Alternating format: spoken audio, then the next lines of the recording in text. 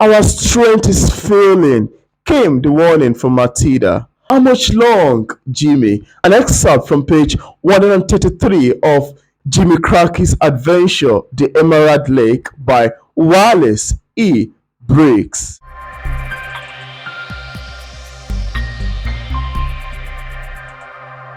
Hello, my fellow bookish friends. I hope you all are doing fine.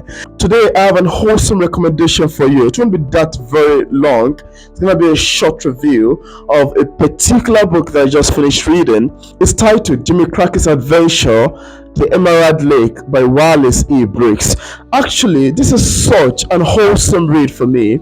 I particularly love the characterization. I'm a fan. I'm a huge fan of characterization when it comes to novel, because I consider characterization an integral part of storytelling, and at some point whenever I'm reading a book, I love to engulf myself, to be carried away through the characters, through the conversation that exists between the characters, through the scenarios, the way the characters behave, the way they react, the way they talk, the action, the speech, where they were at a particular time. All of that is what I really do look out for when I'm reading a book. And to my own part, I kind of think that characterization is one of those amazing features of storytelling. So I just finished reading Jimmy Cracky's Adventure, The Emerald Lake by Wallace E. Briggs. And this actually is a fourth novel in the series that also is a standalone. One of the things I love to say about Jimmy Cracky's Adventure is the fact that I particularly love the way the story is told. I love the plot twist, I love the switch,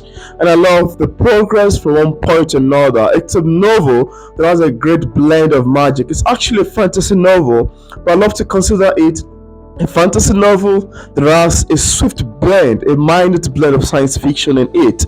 And science fiction in the sense of Jimmy's characterization, science fiction in the sense of Jimmy bringing out starship from the sky to capture the predator that was going to cause his friend go into extinction.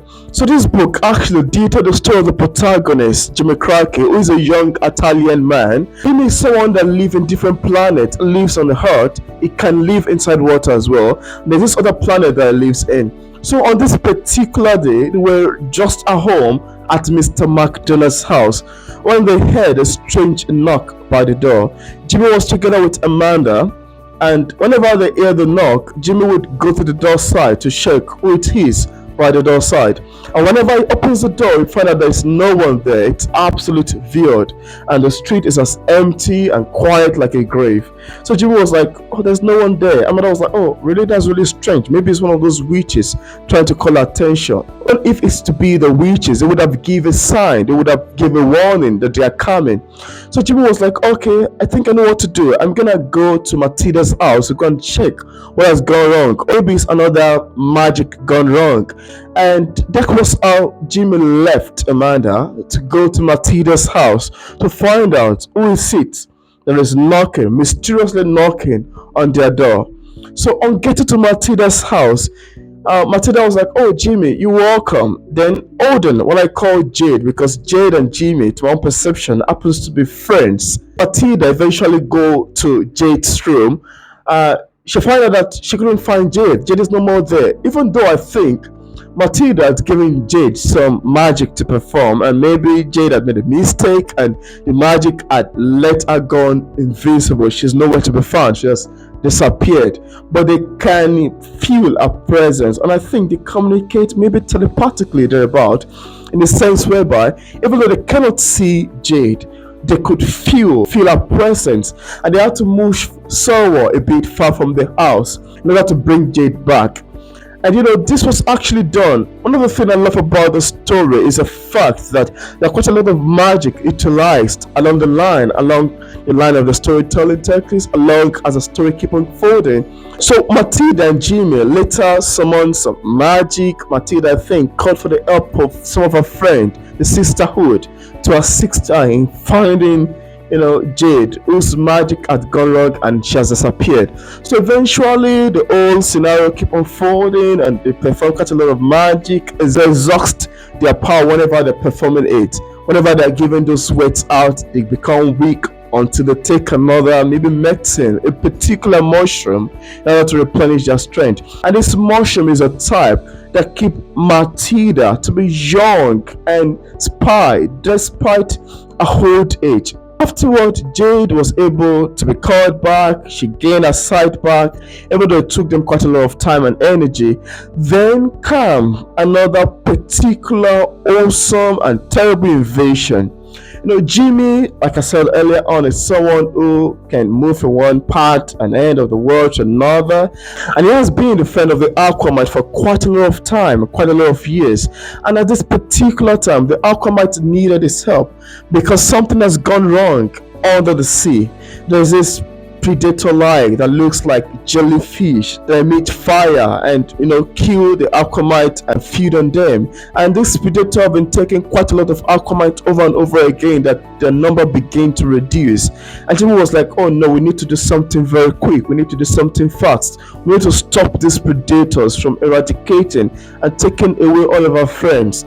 So Jimmy, actually before then, Jimmy, in one of his adventures to the earth to find mushroom for Matilda, meet with Eltel, and Jimmy told a tale of how though he's happy, but he could feel the emptiness within him. He could feel that there is a void that needs to be replaced, and Eltel could sense that maybe Jimmy is coming of age, maybe it's high time he got a wife, maybe it's high time he got a girlfriend and get people settled together and get married. So Jimmy was like, he's gonna put that into consideration. But then I love the fact that Eltel warned him, or I'd say advised him, that he should allow the love to come naturally, not to be magically imposed on anyone, and not to even allow Matilda to involve herself in his love affairs, not to use witch wand to force someone on him, stuff like that, which I consider very interesting and quite imperative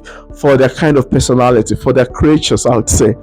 So here, there's this particular predator that wants to eradicate all of the aquamite, and Jimmy spoke to Matilda, who is the head of the witches in that particular world, I would say, and they were like, we need your help. We need to help the aquamite. They're fast dying and they need our help. The predators seek after their soul every day. They seek after their flesh every day, and we need to do something.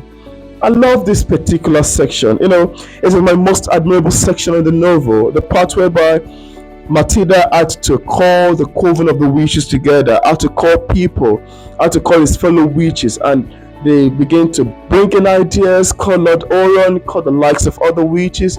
They bring in their ideas on what to do and how to get this going.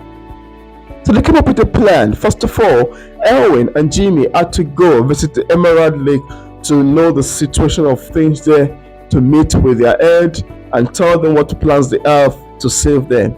The first adventure was fun, was quite nice. So here Jimmy met Anison and quite a lot of other amazing people.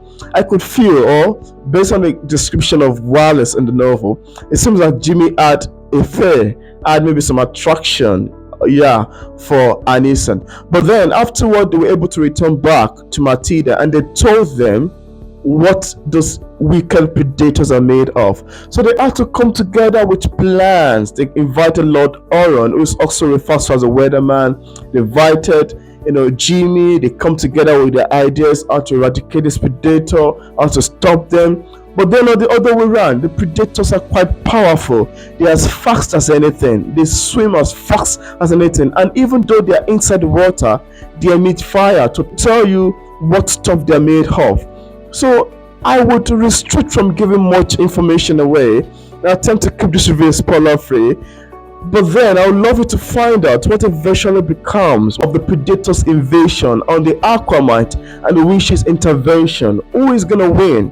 Will the Predator survive it, or will the Witches survive it, or will the Aquamite totally go into extinction because no one is gonna help them? This is a novel that I really consider very impressive. I love the characterization, just like I said initially. I love the storytelling techniques. I love the scenario of this particular section, actually, the one that has to do with the fight between the Predator and the intervention of the witches. The description of the fact whereby some of the Aquamite were used to lure the Predator into a particular volcanic den where they are made to fix their lot, and quite a lot of other things. Is one that I consider very impressive and quite captivating. In my attempt to keep it a spoiler-free review, I would love you to find out what exactly becomes of the Predator and the Aquamite. Was Jimmy able to defend them, or the Predator take a whole lot of the Aquamite, despite the fact that they have witches as friends? Yeah, it's a novel that I consider very pulling, very captivating. It's actually, when I was reading this particular section towards the quarter of the novel, it got my heart beat. I was like, oh my god, what's gonna come up next? I don't want this to happen. I'm at the side of these certain people, one or the other way around. I want this to happen to another section. So it's a type of read that keeps you in suspense, that keep you, panting for more, wanting to check out what's going to become the outcome of this particular character, this particular segment, and this particular people, and the likes. Written in the third person narrator's point of view with an interesting storytelling techniques. It's very awesome, and I solely recommend Jimmy Crickey's Adventure, The Emerald Lake, to lovers of fantasy and literature at large. So if you would love to get a copy of this book, I left a link in the description part of this review where you can get a copy directly on Amazon. And if you watch this video to this point and you're yet to click on the subscribe button, I want to urge you to please click on the subscribe button over there. Don't forget to turn on the notification bell so you can get notified anytime I release new videos. And I also love to have your comment in the comment section. So what else do I have to say about Jimmy Crickey? It's awesome. It has amazing characters. It's lovely. It's well written. It's pulling. It's suspenseful. It's breathtaking. It's magical, and quite a lot of it. Yeah, so this is where I'm gonna stop our review of this Jimmy Crickey's Adventure. Thank you so much for watching my short video book recommendation of Jimmy Crickey's Adventure, The Emerald Lake by Wallace E. Briggs. See you in my next video. Goodbye.